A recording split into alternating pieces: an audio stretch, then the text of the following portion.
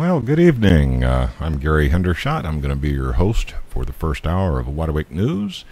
Tonight, we're going to do the Alternative Energy Hour, and my guest this evening is my favorite skeptic, Mr. Mark Dancy, all the way from Oz, from way down under. But you're not in Australia right now, are you, Mark? You someplace out in the West Coast? Yeah, I'm in the USA, but apparently next month I've got to be in China, New Zealand, Philippines, possibly Europe. So I don't know where I am from one day to the next, but I hope to get home soon. My daughters are missing me. Well, look at it this way. With all those frequent flyer miles, I mean, you're gonna fly for free next year, right? Well, I don't always get them, depending who's booking the flight and paying for them. I get some, but I don't get all these perks. I'm going to have to spend a day just working out all the perks, I think.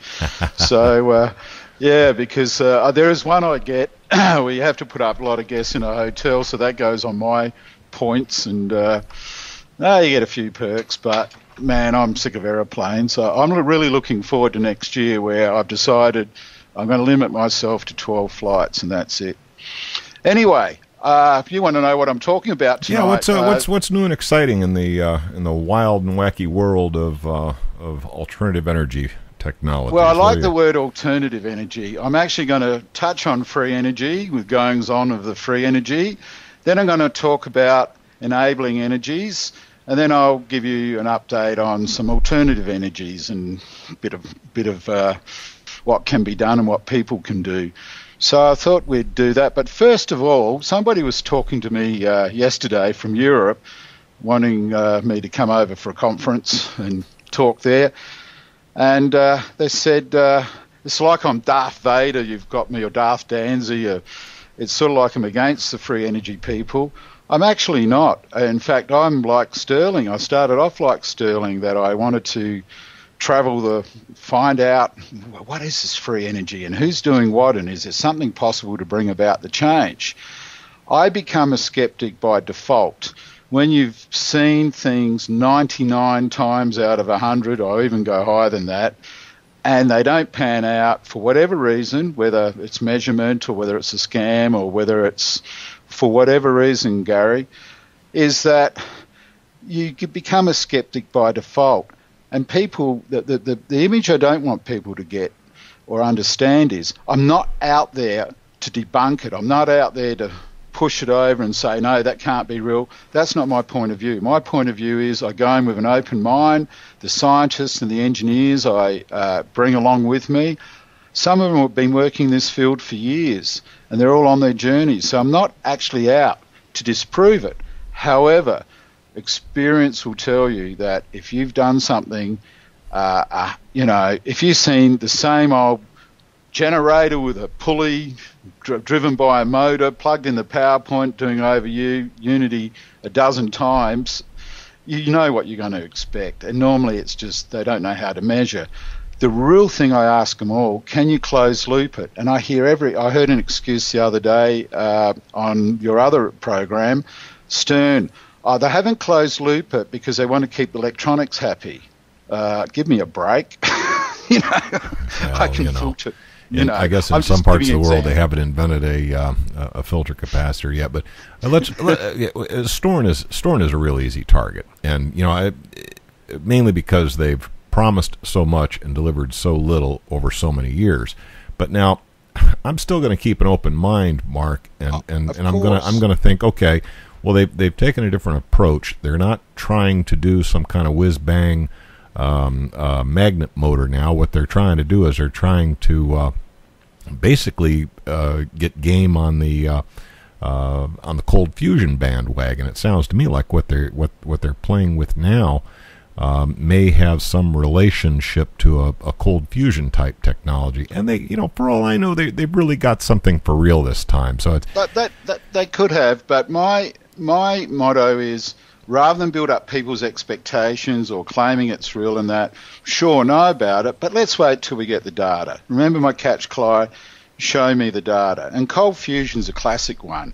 Try and get these data out of some of these cold fusion people, the ones who've been very public about things, and it's just about impossible. And then the data it's not just the data, it's how they derive the data, what methodology. That's and on really that note, now you know me, I'm not afraid to name names. Now we've got this guy Andrea Rossi, who has a corporate interest called Leonardo Corporation out of Italy, and I just took a real hard look at the data released on what's being called the hot cat, and frankly, it left me with more questions than it answered. The way the data was acquired, to me, looks questionable, and it appears he made some fairly fundamental errors in mathematics. You notice that as well? So you should see the papers I get. As hopeful as I am that Rossi is actually going to release a commercially viable product, you do have to have a moment's pause when somebody such as myself, and I'm just a lay person, I don't claim any advanced degrees or special understanding of any of this stuff, but if I can spot what are pretty fundamental errors, why couldn't he? Well, this is the whole point. In that particular instance, there have been people, I've met scientists who have actually in person gone over to try and test. There are some very simple methodologies and test methods that are accepted by everybody, engineers, science, computer, people, by other people as well, like myself, and I'm not all that technically minded, but he refuses to do these basic, simple, well-accepted tests. And I often see this, not just with Rossi, but a whole lot of technologies. They come up with these ways of interpreting what they're seeing, and it's just a whole lot of hogwash. Whereas you can do a simple test. Can you close loop it? Yes or no? No. Okay. How do you interpret your data? And they come up with all these exotic things. And it just drives me nuts. But the main point I'm making here is the network I work with, the people, a lot of the stuff, there's some really good stuff happening, Gary, but they don't go public with it. In fact, I'd say 90% of it's underground. I like the people come forward when they've got something, and I get a lot of people who contact me very confidentially, and it's often inventors. I've had 3 in the last week. They said, Mark, we've done this, but we're not sure. Do you know somebody, or can yourself help us check it out? And we help them. We don't tell anybody, and they don't go public until they really know they're sure themselves. It's the people who proclaim they've discovered. How many, you've seen a few, Gary, I mean, in your time, how many of these motors, electric motors, with a generator attached, how many of those we've seen over the years? I've seen at least 15, and every single time they don't work for whatever reason, whether it's the battery effect, whether it's they can't read a meter, for whatever reason, including solid-state devices, including electromagnetic motors. It just drives me nuts. It really does. And I guess I'm perceived as a little bit against the free energy. I'm not. I'm out there working with people. In fact, I showed somebody around the lab yesterday, and they said, wow, we thought you were out to debunk free energy. You're actually working in it. And I said, yeah, of course. I want to find something as well, Gary, but I'm not going to put up with any BS. I just can't put up with the BS anymore. So I got off my soapbox for the evening, and on the good note of free energy, LNER, a lot of good people working in the field now. When they can get higher than a heat pump with output, I'll be very, very happy. At the moment, they're at very low levels. And of course, LENR, that's low energy nuclear reaction. That is probably a more proper name for what most people refer to as cold fusion. Cold fusion. I agree. But there are a lot of good people, a lot of good scientists I know of. I had a guy the other day call me. 15 years he's been working on it in isolation. 15 years. Mark, wow, hold that thought. We had a real quick first segment. Folks, please be patient with us through this blatantly commercial break while we support the network, and we'll be back in just a moment. Yeah, that is the one problem with this format. You just get all wound up. You get all wound up, ready to deliver your spiel, and kaboom! They hit you with a commercial. Hey, that was a good show the other night, mate. You saw poor old Sterling was crying, and I thought it was because he hadn't found a free energy device, but he was just caught up in the passion, and that's good. So, yes, as my New York friends would say, he became verklempt. No, well, that's good, but everybody's got it, and he does a good job. It didn't get posted. I wrote a very, very, very complimentary thing. His passion, and he does a great service, and we all need him, and blah blah blah. But that didn't even get posted for some reason. I think I'm on the hit list this week. It swaps around a bit, but that's okay. I think he spends more time trying to discredit me lately. I'm fine with that. But we're both needed. This is the point. I was talking to these conference people, and I said, we're both needed. You need somebody like that who finds all this stuff, but you need somebody like me to question and ground things in reality rather than people having all these expectations. So I think we're both needed. It's like you need the yin and the yang, the hot and the cold, the beer and the warm beer. Yeah. No, beer and pizza. Oh, beer and pizza. That's right. You're right. That's what beer and pizza. I mean, it's like peas and carrots. Or Bud Light and real beer. There's a difference. Now that's unfair. That's like somebody was saying that when we did a radio show, it was like Batman and Robin, and I would say, okay, as long as I'm Batman. That's good. Yeah. Carnivora is now obtainable by anyone who wants to get healthy and stay that way. Call 1-866-VENUS-FLY and protect yourself with 7. Those flashlights turn into a monster, Gary, the water-powered one. Oh, yeah? Oh, yeah. What I thought was going to be a little project suddenly turned into a monster with a cast of thousands. So it's... what I'm afraid of is I'm scared to death you're going to overcomplicate this thing with all these widgets and gadgets hanging off of it. No. Your original mental picture you gave me of this simple little flashlight, you put a metal rod in it, you fill it up with water. That's exactly that what simple you get. picture, that's what's needed, something that you could buy for chump change. That's what we're doing. We've gone back to basics, but you will be able to buy the more expensive one that will charge your iPhone. Guess what I found out today, though? I was doing a test on my iPhone. It says this is an authorised device to charge this, so you have to get permission from Apple to have your device charge their iPhone. Come up on my iPhone, and I looked up. I'll tell you what, you wouldn't have that problem with Android. If you feed it the right voltage with a little bit of current behind it, they're happy. They're happy, but Apple, you have to register with Apple, and they have to approve your device. Oh, God. And their approval process takes forever unless you grease their palms. So I just went, this is... But if it's your computer, apparently when you plug in your Apple iPhone...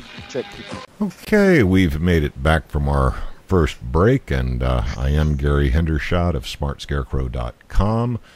We're discussing alternative energy with my favorite skeptic tonight, Mr. Mark Dancy.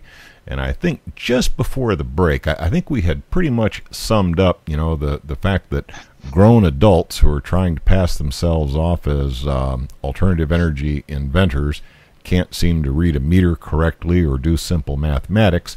Did you have any other points on that particular topic you wanted to sum up, Mark, before we move on to the next issue that you wanted to discuss? Well, basically, I think we covered it, apart from there are some good areas where there is some real research happening and people are making progress. So it's not like there's nothing there. I guess I'm sick of seeing... Is there anybody out there whose name you can mention? I mean, I've heard of this this group, Quantum Heat, that is developing this fairly simple replication of the Celani experiment to be sold into the academic community. I mean, their client is universities. There's a demonstration at LNER, but it's at such low levels, the gains, that it's not practical to put any to real use. But it may be those things are going to help other people to get involved. And I was talking about the LNER community. There are literally hundreds out there now, and they may eventually come up with something. But some companies have been at it, spending millions of dollars for years and years and years. Well, without getting in trouble, is there anybody whose name you can drop who you think is... Last time I dropped the name on your program, you should have seen the letter I got. Oh, is that right? Oh, come on, Mark. Nobody listens to this. This is just, a tiny little broadcast. Nobody's listening out there. Don't you believe it? But I will say this, the ones I really, really hate, and I don't mind naming, I think there's one in Canada, I hope I got it pronounced right, Magna Costa and that. They've taken people's money. 3 years later, nobody's got the product. I'm really against these companies and inventors who says we've got an over Unity device, we're taking money, we're taking orders.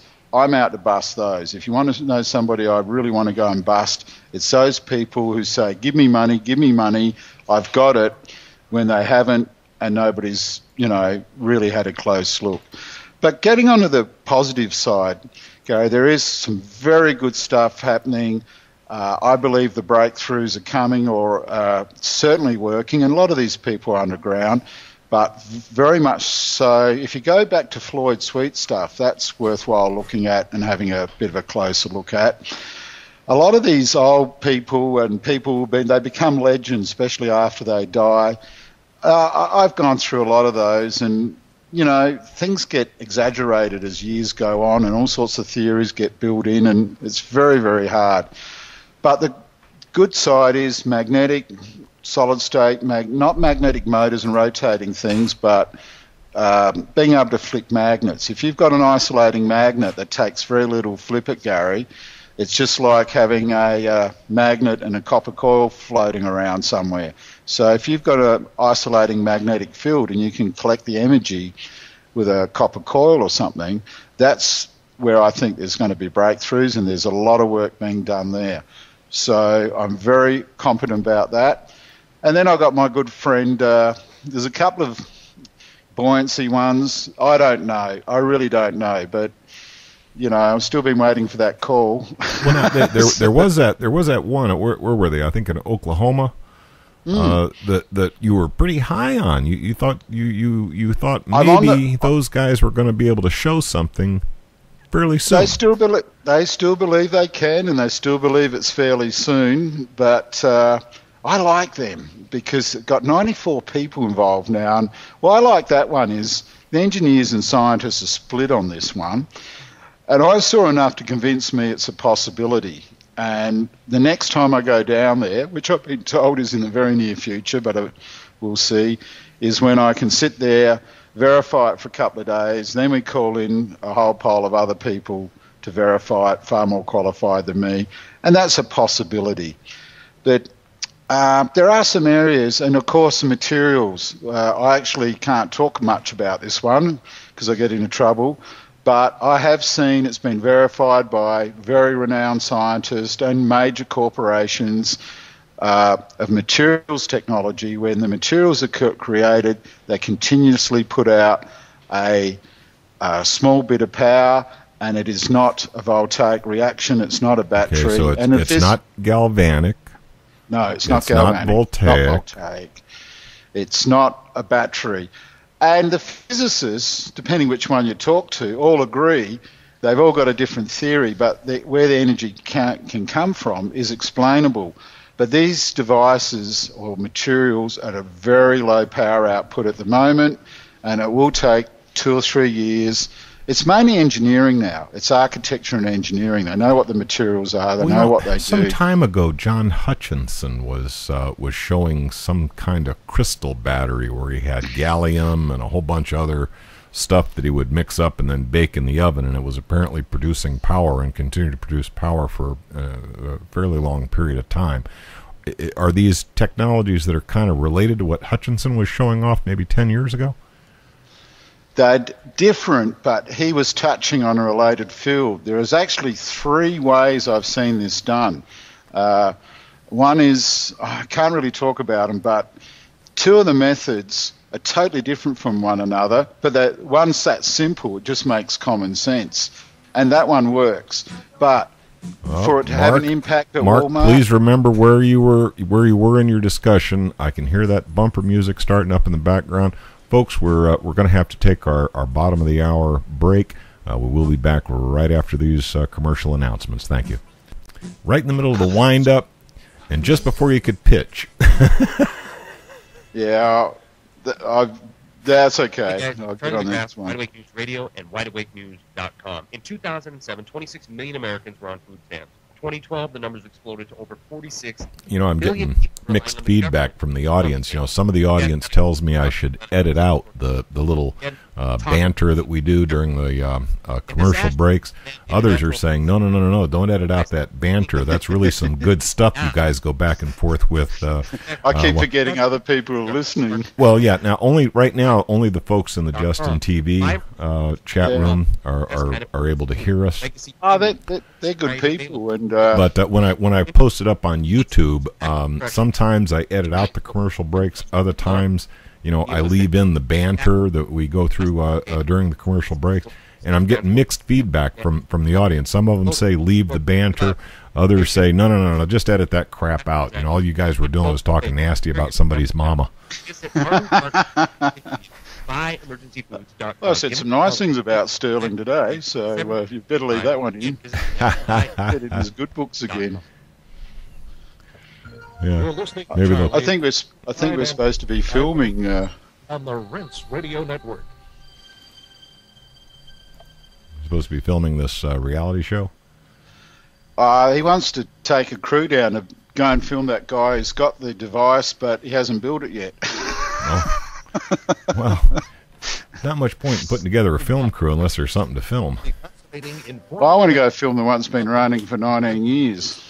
Can be yours to listen to anytime, anywhere, whenever.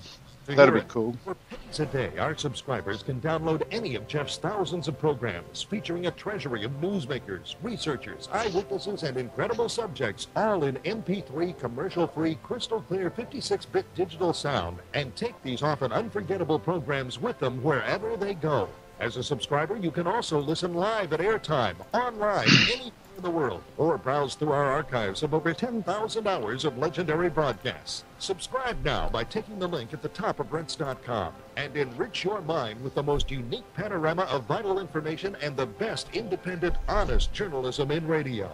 Look for the Subscribe Now link on Rents.com and give yourself the knowledge you need for these unprecedented times. Heart-related health problems. Well, more adverts. Each year. Yeah, I think this is a long one. This, if I remember correctly, this commercial break lasts about 8 minutes. Hey, I only got one phone call today from either a Romery or a whatever saying, "Hi, I'm Mick Romery," or "I'm this." Man, No. I got 16 Obamni calls and God only knows how many Rombama. Really? Yeah. They're not allowed to do that in Australia.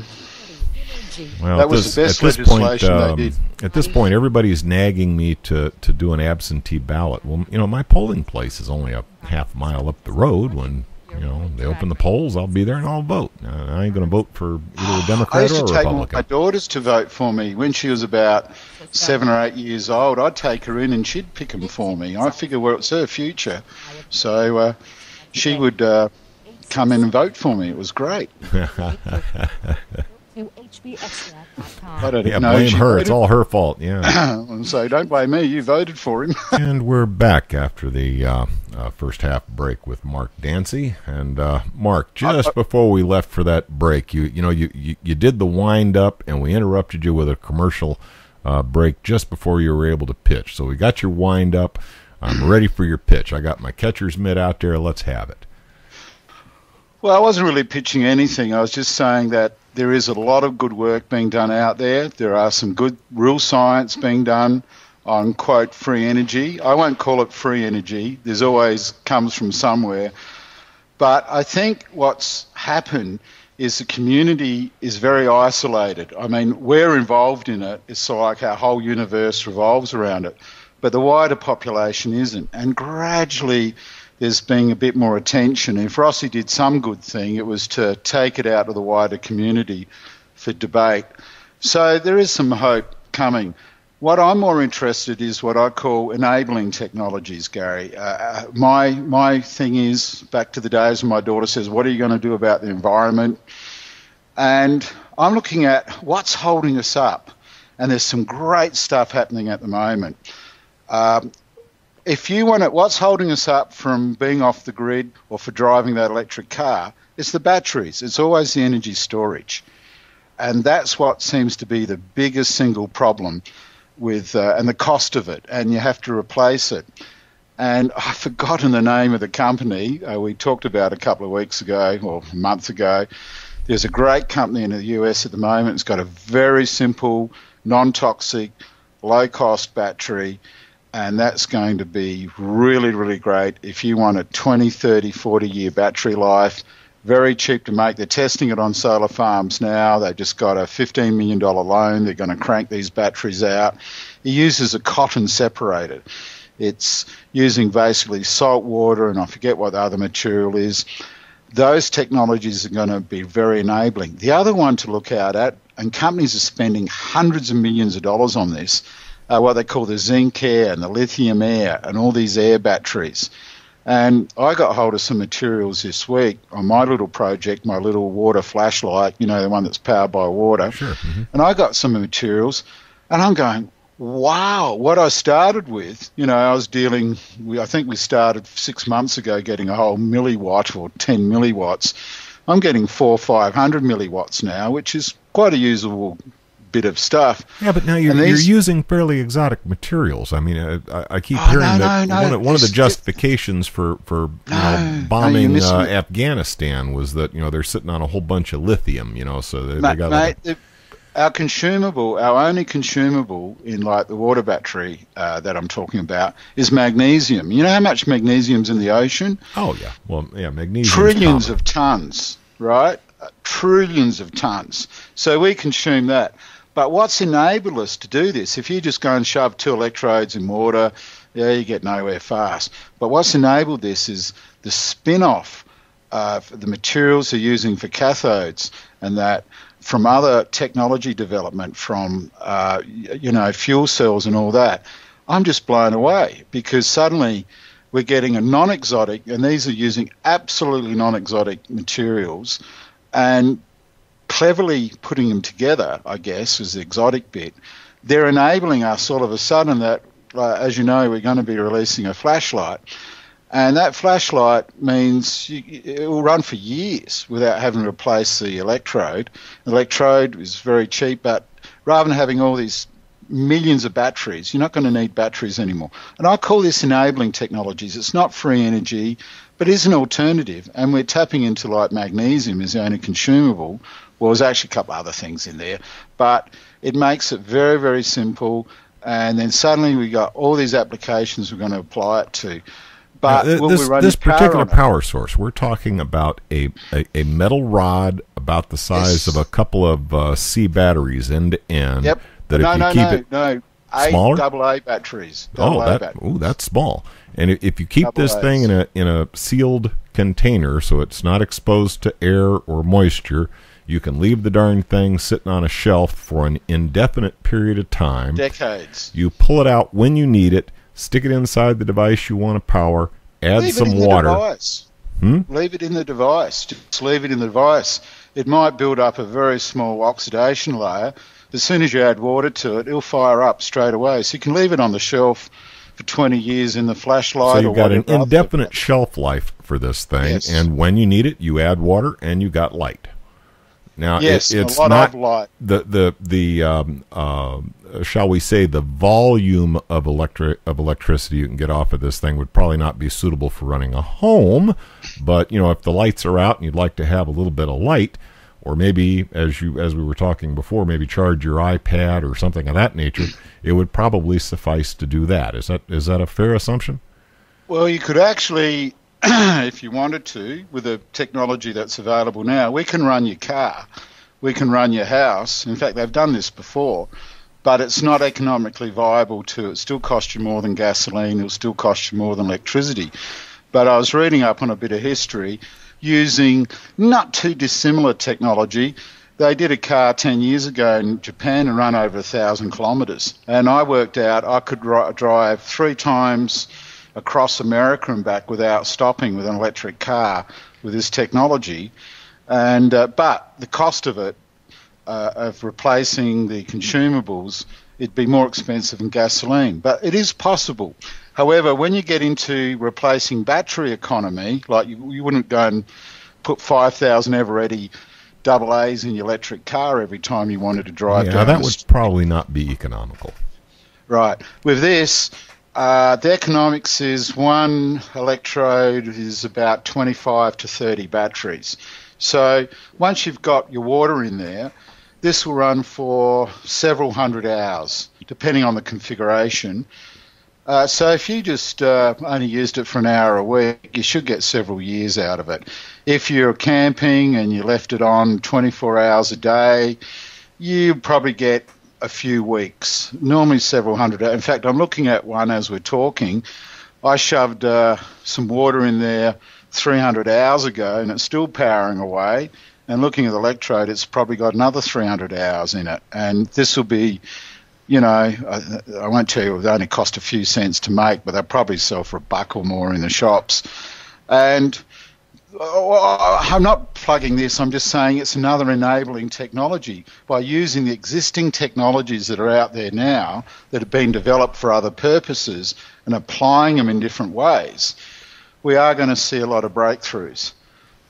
Now, for Westerners, a device like what we're talking about here, this flashlight that you just fill it up with water and it shines.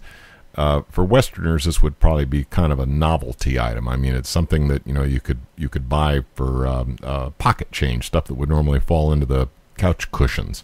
But I would imagine that the real market for something like this might be the third world, where perhaps they have no light at all, or they look at kerosene lighting as their form of lighting. That's what we want to do. Rather than spending $70 on kerosene a year, burning down the huts and all the fumes, a couple of bucks a year they've got light. But funny enough, you mentioned the Western society. How big do you think the world flashlight market is? I was quite shocked, the market we're going into.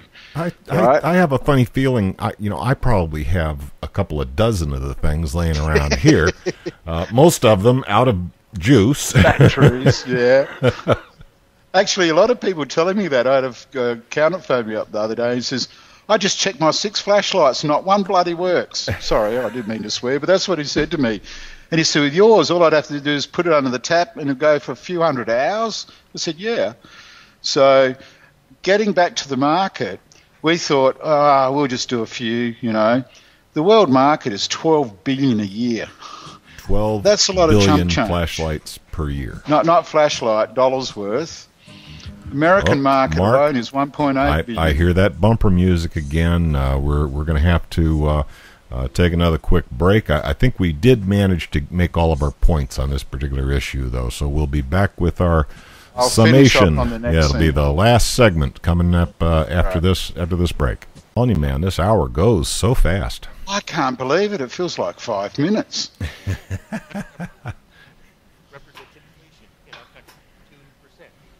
At the dentist, it seems like 3 hours every 5 minutes. That's what I was getting to, Gary. The market, that's why it's turned into a bigger project. We suddenly realised was a lot bigger than what we thought it was. And if we tap into 1,000th of the market, we've really got to think serious about what we're doing. Yeah, so, you think you gear up to make 10,000 of these things, scared to death you're going to saturate the market. And shoot, Walmart needs that many for this week. Well, that's what we did when we did our marketing research. Just in Australia, went to one buying group, and we said, what do you think? And they said, when can we have it? It wasn't, we'll give it a go. And then we said, how much? And they said, pallet loads. That's one buyer in one little country. And we're going, we got a problem, Houston. Houston, we've got a problem. Because we don't want to hit the market and then suddenly can't supply the market. And of course, course, the terrible thing about it is you're going to wind up having to have the things made in China. You're not going to, as many Americans and Aussies and Europeans as would love to have the work. chances are Oh, the manufacturing capability no longer exists. Well, you're right. I'm going to be manufacturing some in the US, but to tell you the truth, 65% of all the flashlights in the world, plastic ones, come out of one district in China. I know. That's scary. That's scary. I went, you got to be kidding me. So, unfortunately, when you go to your Wally Mart and there's not Wally Mart or any of the stores, I go to Lowe's, and there's a blister pack flashlight and it's $4 or $5, you know where it's being made. It's not being made in our countries. Yeah, there's this one poor, overworked mama-san in China that's just cranking those things out by the scadzillion. But that Magnalite, they've got, I estimated they're doing 30 million flashlights a year. They do it all out of one factory in the States. So there's a good example of a good company doing a quality product. And I think they're turning over they've made 420 million flashlights. Wow. Magnum so far since they started. And there's a company, they're doing good old American soil and doing a good job. They do a very high quality product. I've got probably half a dozen of them. Yeah. In various sizes. So there is still an opportunity, if you do quality and find the niche market, to create manufacturing jobs here. There really is. By the way, I will focus just on hydrogen next week. All right. Well, this is our last segment. So be thinking in terms. I'll move on to politics and alternative energy now. Sure. Hey, everybody likes a little politics.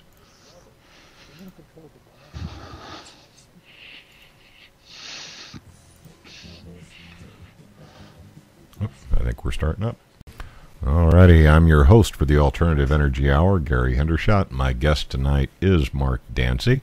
And Mark, we're coming into our last segment. We've got about 10 minutes here, and I know you had about a half a dozen more items on your plate that we were hoping to be able to cover, but we're going to need a summation here. It is the last segment of the evening. Okay, I'll quickly finish on. I won't mention it again for a few months. But the water flashlight, what we're trying to do, I guess the point I'm trying to make is, what have we had for 100 years with flashlights? You've had different shapes, different sizes, different ways they work, but they all have batteries, and the batteries wear out, and that's it. We're bringing a paradigm shift. A, you don't have to worry about waiting for your battery. B, it will run for hundreds of hours off one thing equivalent to a battery. C, you'll be able to do other things like charge things. So we're bringing a paradigm shift, and I use that as an example that a whole lot of other technologies, especially new battery technologies, will enable people to bring about paradigm shifts. It's just a matter of finding what's out there now and finding new applications for it. And it will change our way of lives. The big thing is when they have the battery breakthrough, you will be seeing thousands of electric cars. You will be seeing everything else. The big trouble at the moment is the batteries, and then every 3 or 4 years, as you know, Gary, you're up for thousands of dollars to replace the batteries, and you've got to ask yourself some questions. But it leads me on to the other thing. How do we change what we're doing now? And I've touched on this before. And solar, like in Australia, what they did was, rather than prop up some company, which would only create a few hundred jobs, they gave the money to the people. They gave a bit of money to people to build solar farms and corporations to be wood farms. So what they did was they gave the money, the government gave a subsidy for the people to put something on their roof and grid connect. And guess what? They did in droves, especially when you're paying 35 to 45 cents a kilowatt hour for electricity. You've got a real big incentive to do something different. And they put it there, and the uptake was enormous. The government couldn't keep up and run out of funds. So rather than give manufacturers money, to Solyndra or whoever they are, or give this corporation, a huge subsidy and tax break, put windmills up, yeah, sure, do a bit of that, but empower the people. And if you empower the people, then the people will create the jobs. For every one manufacturing job, if you're subsidising manufacturing, for the same money, you'll create 10 installers' jobs. But it leads me to another point. if you were given solar panels, and they're down to 70 or 80 cents now a watt, if you were given the solar panels, it still costs you $2 a watt because you have to install them. You need an inverter. You got to grid connect them. You got to do this and do that. So sometimes, and of course, if you want to run anything in the evening, you've got to make that investment in those high-priced batteries that wear out in a fairly short period of time. But that's why people grid connect. Nearly everybody I know in Australia is grid connected because you're pumping the power, you're using it, you're reversing your meter. If you're home at work and got nothing running, you're actually reversing your meter. So when you come at night, it starts going the other way. So I think what you've got to look at is look at the countries that had successful models, and there are quite a few countries. There are some countries like New Zealand that just about all their power comes from hydro. That bit that isn't, they're putting big windmills in, that's great. But you look at the countries that are really, really succeeding and making a difference, and it's about empowering the people, and that's what the legislation's going to have to be about. Like I mentioned to you once before, why go and build a new coal-fired power station, whereas if you went and put, for the number of consumers that would think, a solar hot water system on their roof, you won't need the new coal-fired power station because the energy they'll save will make up for the demands. So we've got to start thinking smarter. But people are waiting for change. What you've got to do is get out there, lobby your congressman, lobby your politician, start putting pressure groups on. And the other change that I think that's coming, and I think it's going to be the biggest revolution of all, is there's been controls. It's always VCs, banks and big finance. We've seen on crowdfunding like Kickstarter and Indiegogo what can be done with a few small entrepreneurs need $10,000 or $100,000 to get something going. There's a great one, a little camping pot they did here locally where you put on your fire and you boil your billy or boil your tea or whatever and it charges your iPhone. They wanted 50 grand, they got 100 something. But there's been a change in legislation, I understand, I don't know the law over here, that next year you can crowdfund to get equity. I think there's a cap of $2,000 or something per person, but you can crowdfund to get equity in new startup companies. And that is going to be as big a revolution to the finance industry and to promote enterprise as what the internet was. So we're all going to become small-time capitalists instead of putting all of our eggs in the venture capitalists' hands, or the Chase Manhattans, or the Barclays, or whoever else, So you're going to actually say, oh, that company, you're going to burn your fingers a few times, but that company, that looks pretty cool. They've got something. Well, yeah, good. but a small guy like me, I might burn my fingers, but when I burn my fingers, it's going to be a $100 burn or a $500 burn. I'm not one to go out and burn, $5 million or $500 million like our government seems to do. It's not going to be your 401 fund taking a 40% tank. So you're going to have a bit of control. You know what that's going to do? It's going to free up a lot of capital which you can't find. Trying to find the angel investors, and the VCs always want control, and the banks want your grandmother and your daughter. This is going to empower the people to get behind a lot of this innovation, a lot of this change. And I don't know whether it's going to survive or not, because I think there's going to be some very powerful lobbyists and very powerful VCs and bankers aren't going to like this. They had the game sewn up. But empowering the people is what free energy is about, is what alternative energy is about. And I really, really believe, if you want to know the point I want to get across, I believe this financial change of giving people the ability to invest in the Apple, invest in the Ford, or invest in the thing that goes broke, they have to do their due diligence, is very, very important. And my little role in this, if it's going to be alternative energy devices and that, is to make sure people have got both sides of the story. They do their due diligence, because most people, including myself, we haven't got the ability to know, was this real, or the claims real? You're going to have, as much as people hate it, people like myself to say, yep, this one checks out, or that one's a dog. But that's what I'm looking forward to. I'm looking forward to this new financial environment. I think Kickstarter and Indiegogo gave us the vision that a small entrepreneur that no VC, no bank, no relative would touch, but they're in business now. Some haven't been successful, but wait until you can start raising equity in your new companies, then things can really get moving. And I think this is going to be a major revolution. The small enterprises and entrepreneurs are going to really make a fundamental change on how society works.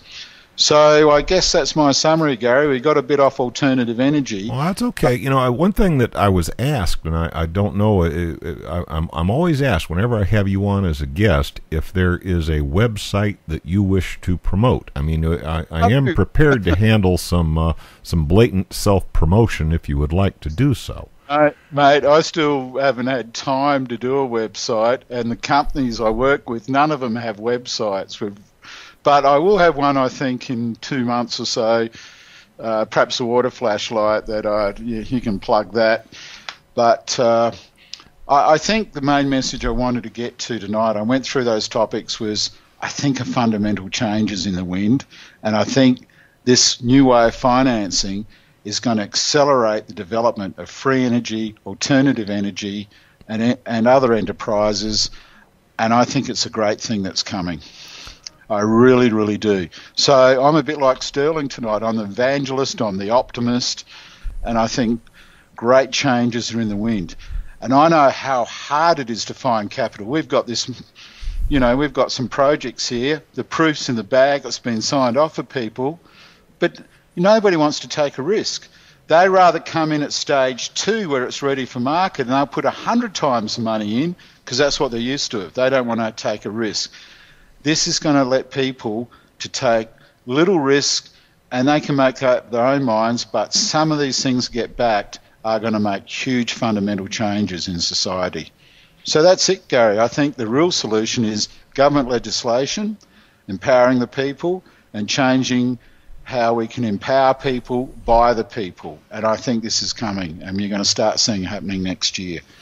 All right. Well, Mark Dancy, it's always a pleasure to have you on one of my broadcasts. You bring a point of view that all too often is ignored by the evangelists in the alternative energy community, and frankly, a little dose of reality from time to time is probably just what people need.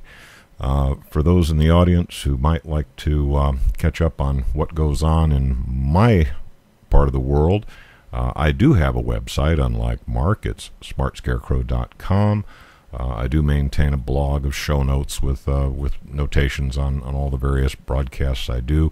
I do the first hour of Wide Awake News here on Mondays, and then on Thursdays I have an audio-video presentation that I do on Justin TV. You can keep up to date with my activities at smartscarecrow.com, or just follow Smart Scarecrow on Twitter. I always announce on Twitter when the broadcast is coming up. Whew, boy, I tell you, that was a lot to get out in one breath, Mark. Well, thanks for having me on, Gary. I don't know why you have me on sometimes, but well, it's to get the diversity of views. If all I ever did was get out here and preach the gospel about how rosy and how great everything was, that would not really be fair, comprehensive journalism. I would not be telling the whole truth. And the idea here is to put it on the table and let the audience make up their own minds.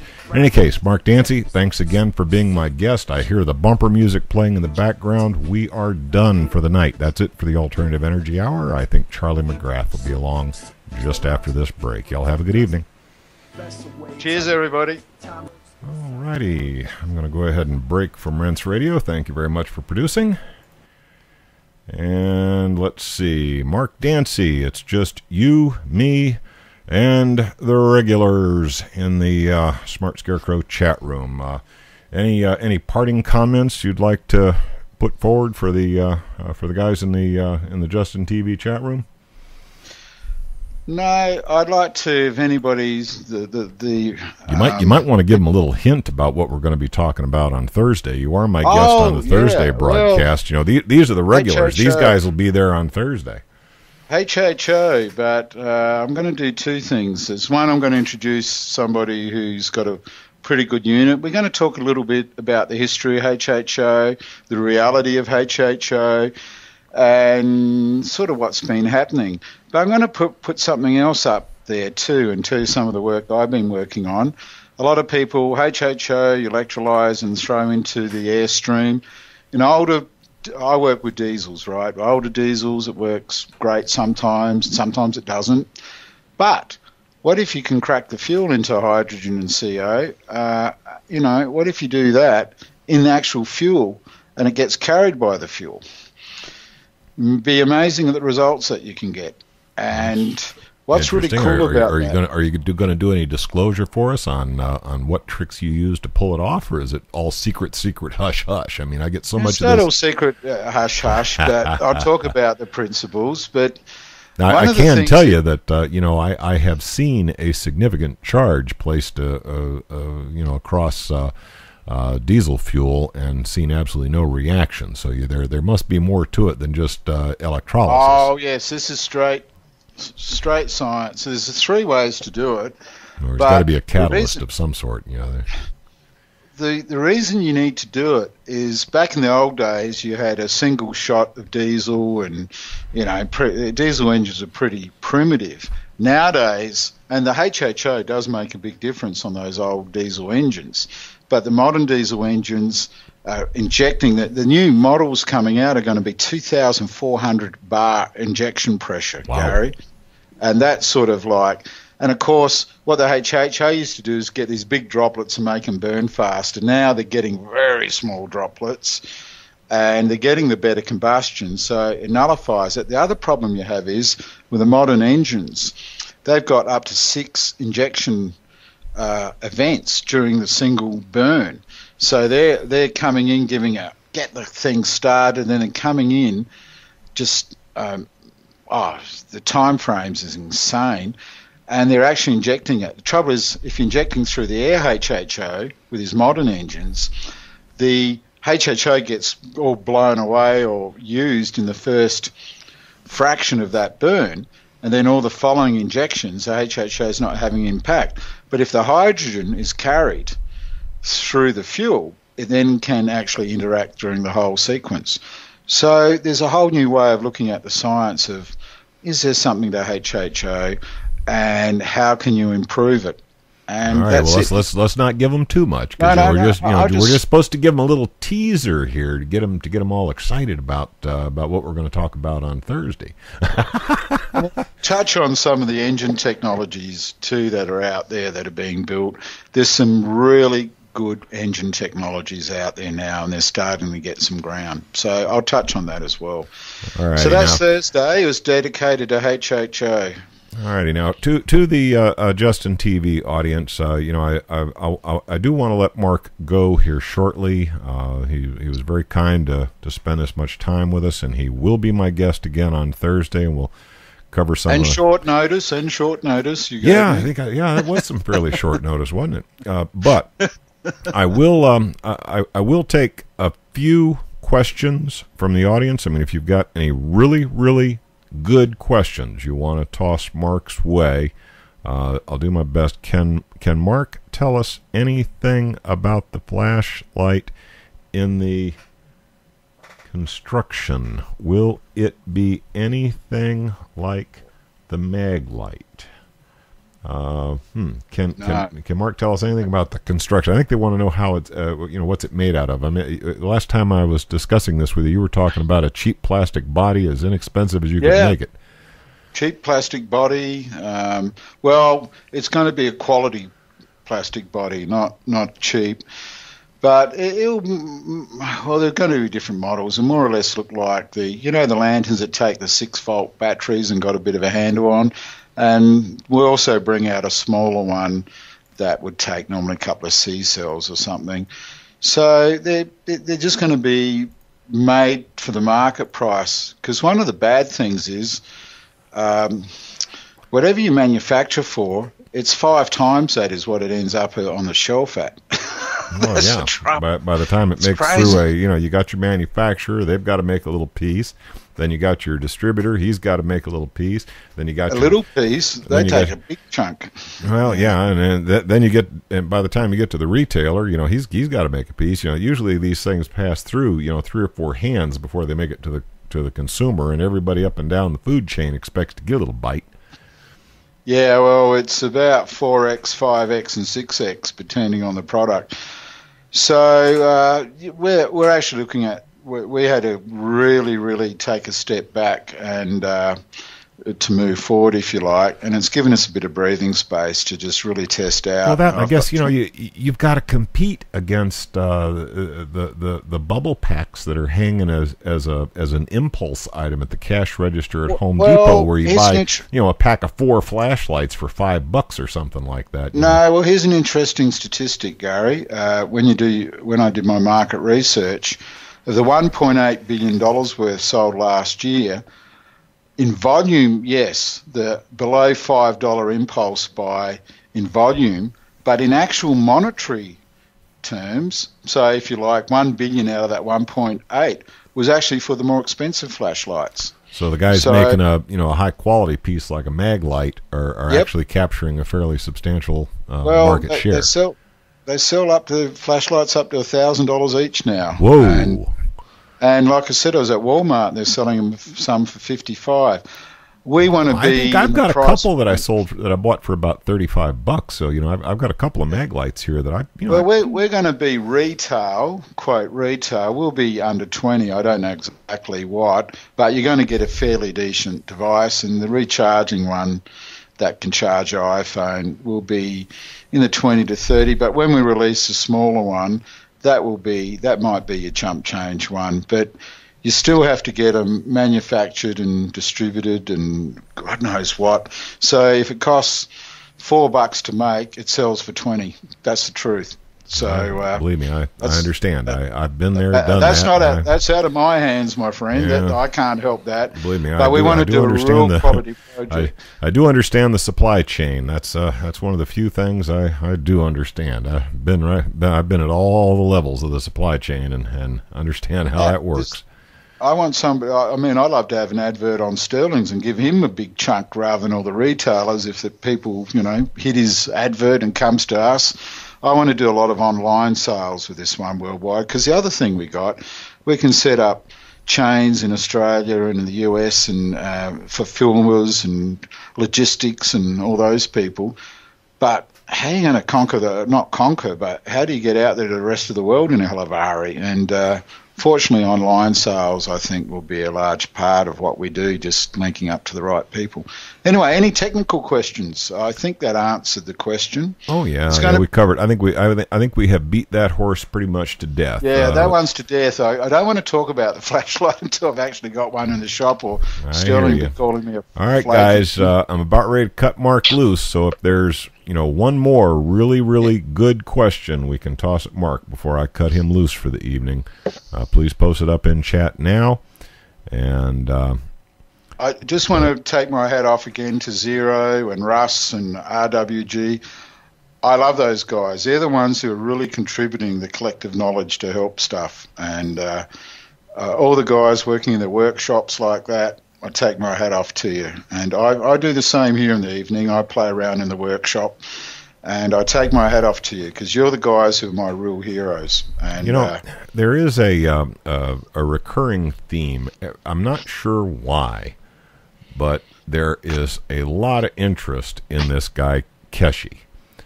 Now, right now, we are only talking to the regulars, the guys in the Smart Scarecrow chat room. We're not talking on satellite radio, so nobody in Iran is going to hear this. Nobody in Israel is going to hear this. I sent you an article recently. Well, yeah, but I'm not going to provide your opinion. I think the guys in the chat room are interested in what your opinion of Keshi is. I mean, is there any? First of all, is there anything to his technology?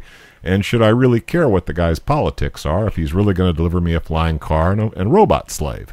Well, just go and do a bit of research on his recent announcements regarding Iran, China, and Russia and America. Just go and Google it. I'm not going to give you an opinion. Yeah, but see, that's all politics, and that's politics. I don't care about the guy's politics. And here again, if he's given me a flying car and robot slave, I don't care what his politics are. Oh, come on. There's absolutely nothing. This guy is beyond delusional. There is no UFO or anti-gravity technology he's got. And how many deadlines and promises he's made regarding his generator technology, there is nothing. There's absolutely nothing. And, I'm 100% convinced of that. That one I don't even bother with. But you get the true believers, and fair enough. You made a good point about Stern. Yeah, there could be something there with Keshe. I've written that one off a long, long time ago. I looked at his technology 2 or 3 years ago and burst out laughing. There's different.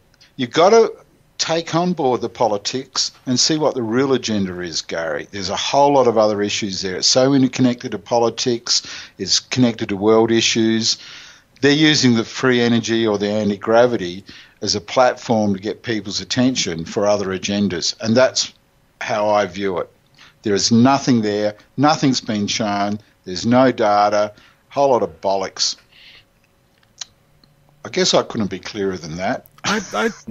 Mark Dancy is entitled to his opinion, and I think you probably stated it as clearly as I possibly could. Mark, I'm going to let you go. I want to thank you again for being my guest on the Alternative Energy Hour. I always appreciate hearing your take on things and catching up on what's going on in your life. But when does your next adventure start? You mentioned that you were going to be doing some serious traveling soon. When does the next adventure start, and when might we hear some results from you on what you found?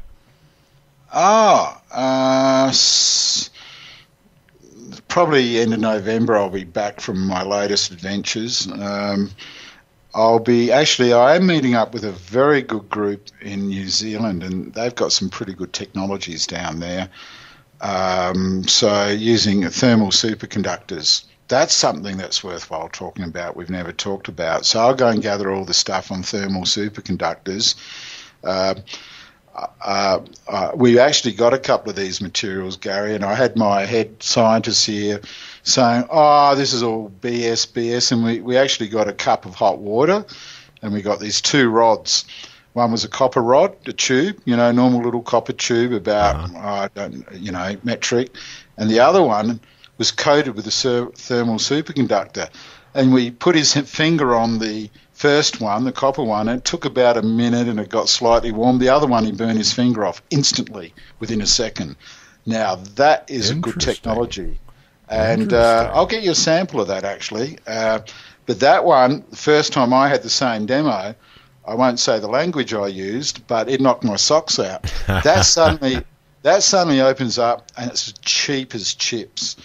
And that suddenly opens up a whole lot of thermal conduction, a whole lot of issues they've had with, how do you do heat exchange fast enough, thermoelectric, there's a whole lot of stuff. So I'm going to see how they're doing some practical applications of that, because they are, and that's going to be quite interesting. So I'll come back with a story about that. That's cool. I'm going to be looking forward to hearing from Sterling you. tells me I'm supposed to be down somewhere south of the USA with a film crew filming something that hasn't been built yet in a couple of weeks. But I'm hoping I still want to go, because we got that deal. The deal is that everything I debunk or isn't real, I get to put a pie in his face, and anything that does fine, he gets to put a cream pie in my face. But will there be film of the pie exchange? Because that would probably be a hit. I mean, whether anybody would actually tune in to watch the technology or not, I'm not sure.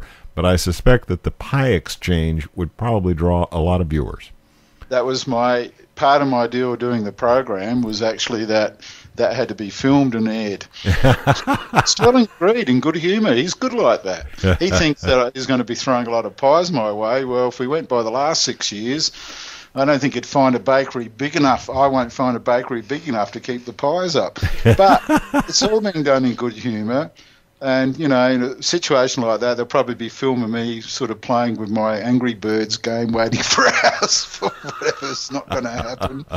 But, and I said to them, well, why don't we go and do some real stories on some of these LNER things and on some of these other exotic technologies and that. But, it's going to be fun. I don't know if it's going to happen or not. I really don't know, but I've put my name in the hat. They convinced me. But I may be going to Europe to that conference we mentioned before. I have to make up my mind up in the next 24 hours, and I wouldn't mind getting over there, networking, seeing a few things in Europe. Then I've got 3 other countries to go to, but China is just business and stuff, so we'll just have to see. That's it, Gary. I'm pretty well tanked out at the moment, so... Mark, thank you so much. I'll cut you loose for the evening. You have a good one, and I'll talk to you on Thursday. No worries. Catch you later, mate. You take care. Okay, and to the last few remaining in the Justin TV chat room, that's going to be it for the Alternative Energy Hour. I do have some editing on that file I've got to do. I've got to edit out all the commercial breaks and all that nonsense. Let's see, how many do I have? I got 14 left in the chat room. I want to see a show of hands. I've had feedback 2 different ways. One group of folks says, just edit out the commercials. We don't want to hear all the chit-chat between you and your guest during the commercials. The other group says, no. We want to hear that chit-chat because it makes it more real. We get a kick out of hearing, the banter that goes back and forth while the commercial break is playing. So I want a show of hands from the guys who are left in the JTV chat room. What do you think? Should I keep the banter or should I get rid of it? Okay, I'm seeing leave it in.